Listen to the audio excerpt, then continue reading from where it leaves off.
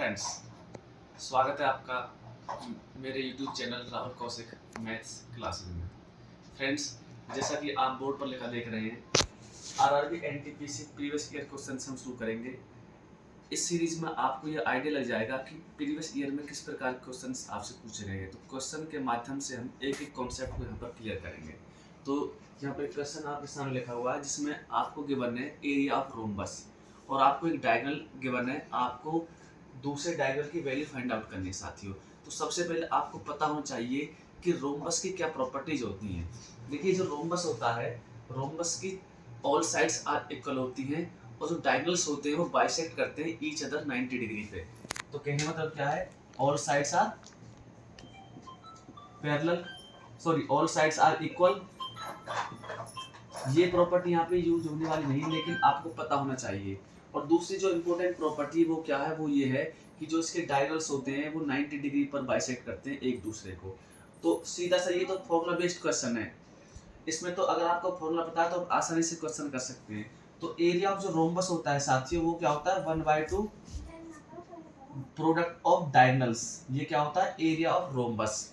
आपको area given है 96 centimetre square. आप वैल्यू पुट कर सकते हैं और आसानी से डायगोनल सेकंड की वैल्यू फाइंड आउट कर सकते हैं। तो आपको d1 की वैल्यू 16 गिवन है, आप यहाँ पुट कीजिए value 1/2 into 96 into d2, sorry ये है 16 इज इक्वल टू 96। साथियों 16 2 से जाएगा 8 टाइम्स पर, 8 से 96 को डिवाइड करेंगे तो ये जाएगा कितने पर, 12 पर। तो जो डायगोनल 2 है उसकी वैल्यू निकल कर आई 12 सेंटीमीटर।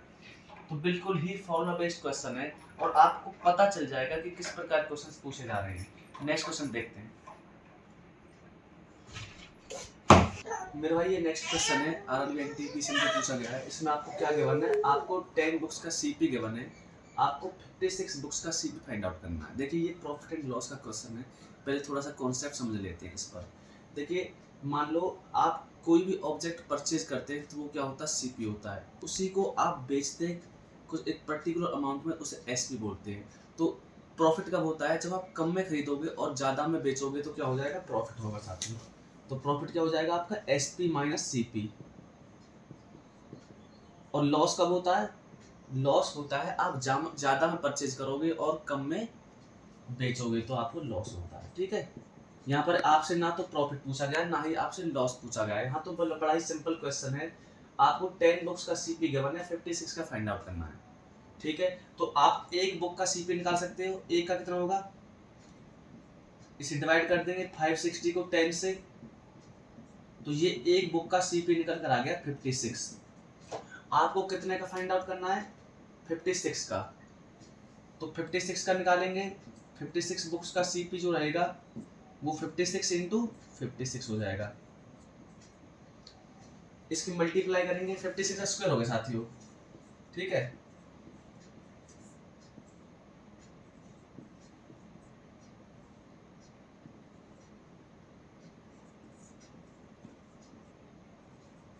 तो जो 56 बुक्स का जो सीपी निकल कर आया ना साथी, वो आया आपका ₹3136। ये तो बिल्कुल क्या है, सिंपल कैलकुलेशन बेस्ड क्वेश्चन है। इसमें तो कोई भी कॉन्सेप्ट इस्तेमाल नहीं हो रहा है ऐसा खास। तो इस प्रकार क्वेश्चन पूछे जा रहे हैं। नेक्स्ट क्वेश्चन देखिए स्टार्ट। मेरे भाई नेक्स्ट क्वेश्चन है, ये जो क्वेश्चन है टाइम एंड वर्क से लिया गया है। ठीक है, ये सारे क्वेश्चंस प्रीवियस ईयर के हैं, ऑलरेडी आपको देख रहे हैं ऊपर लिखा हुआ है प्रीवियस ईयर क्वेश्चन से। तो इसमें क्या है, एक व्यक्ति है अमरजीत जो किसी काम को 5 दिन में पूरा करता है। अगर वो अपने बेटे के साथ मिलकर करता है उसी काम को तो काम 3 दिन में पूरा हो जाता है साथियों। तो अगर उसका बेटा अकेला उस काम करता है तो कितने दिनों में कार्य कंप्लीट होगा, ये आपसे पूछा गया इस क्वेश्चन में। ठीक है, तो आइए करते हैं। बिल्कुल सबसे बेसिक कॉन्सेप्ट है इसमें जो यूज होगा। तो अमरजीत और उसका बेटा 3 दिन में काम को कंप्लीट करते हैं साथियों। तो उनका 1 डे वर्क कितना हो जाएगा, उनका 1 डे वर्क हो जाएगा 1/3। ठीक है, अच्छा अमरजीत प्लस उसके सन के 1 डे वर्क से हम अमरजीत का 1 डे वर्क सब्ट्रैक्ट कर देते हैं तो सन का 1 डे वर्क निकल कर आएगा। तो साथियों अमरजीत का 1 डे वर्क कितना हो जाएगा, 1/5। ठीक है, तो ये किसका 1 डे वर्क निकल कर आया, सन का 1 डे वर्क निकल कर आया मेरे भाई। तो यहाँ से एलसीएम आप लोगे 3 और 5 का जो एलसीएम आता है वो कितना हो जाएगा 15। तो यहाँ पर आएगा 5, यहाँ पर आएगा 3, ठीक है। तो 2/15 हो गया 1 डे वर्क। 1 डे वर्क से हम टोटल वर्क को डिवाइड करते हैं तो क्या नंबर ऑफ डेज निकल कर आते हैं। तो मैंने आपको पता भी होगा आपको भी कि अगर वर्क हमें यहाँ पे गिवन नहीं होता तो वर्क को हम हमेशा 1 लेट करके चलते हैं। तो वर्क हमारा 1 है, इसको 1 डे वर्क से डिवाइड करेंगे तो नंबर ऑफ डेज निकल कर आएंगे। 15 जाएगा ऊपर तो ये हो गया 15/2 डेज। इसे और सिंप्लीफाई करोगे तो आप लिख सकते हैं 7.5 डेज, ठीक है। इतने दिनों में उसका बेटा जो है उस काम को कंप्लीट करता है साथियों। मेरे भाई नेक्स्ट क्वेश्चन है, आपको गिवन है sin 2a = 2 sin a। आपको a की वैल्यू फाइंड आउट करनी है। आपको 4 ऑप्शंस गिवन है, पहला 30 degree, 90 degree, 0 degree and 60 degree, ठीक है। आपके पास दो तरीके हैं इसे करने के। या तो आप सिंपली क्या करें, ऑप्शन उठा के यहाँ पुट कीजिए और left hand side right hand side के इक्वल आती है तो वही आपका आंसर हो जाएगा। तो साथियों जब यहाँ 30 रखूंगा मैं तो ये sin 60 हो जाएगा। sin 60 होता है √3/2।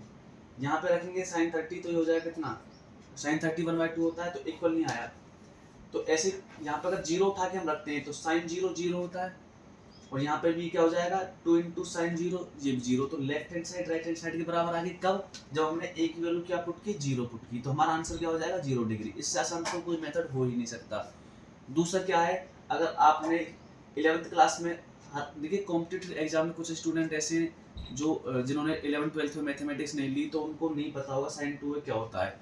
तो लेकिन बहुत से ऐसे स्टूडेंट्स भी हैं जो 11th और 12th में मैथमेटिक्स पढ़े हैं तो उनको पता होगा sin 2a क्या होता है। वो होता है 2 sin a cos a।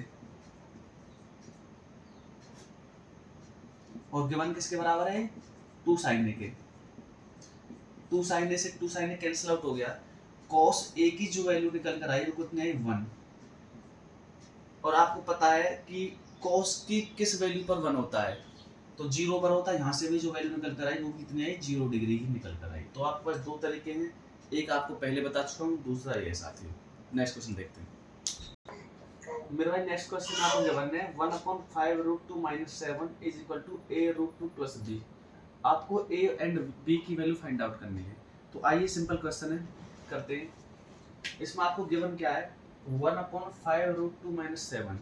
आप करिए इसे रेशनलाइज, ठीक है।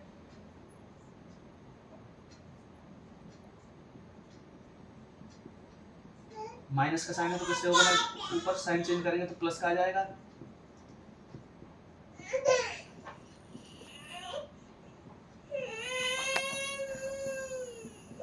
राइट हैंड साइड में जो गिवन है उसे एज इट इज लिख लो।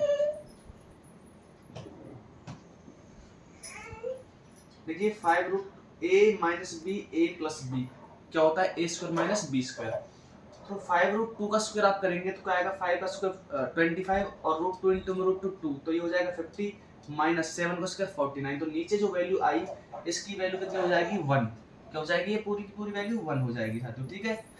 तो ऊपर हमें केवल क्या बचेगा 5 √2 + 7 = a √2 + b। अब कंपेयर कीजिए, देखिए √2 के साथ यहाँ पे a है, √2 के साथ क्या 5 है। कंपेयर करेंगे तो a की वैल्यू क्या निकल कर आई 5 और b की वैल्यू क्या हो जाएगी 7। तो आपको a एंड b की वैल्यू भी फाइंड आउट करनी थी। सिंपल क्वेश्चन है, इसी प्रकार के क्वेश्चंस पूछे जा रहे हैं साथियों। तो डेली में आपको RRB NTPC previous year questions कराऊंगा। तो अगर आप रेगुलरली वीडियो को फॉलो करते हैं तो ऐसा कोई भी कॉन्सेप्ट नहीं है जो हम छोड़ेंगे। एक एक कॉन्सेप्ट हम यहाँ पर क्लियर करेंगे साथियों।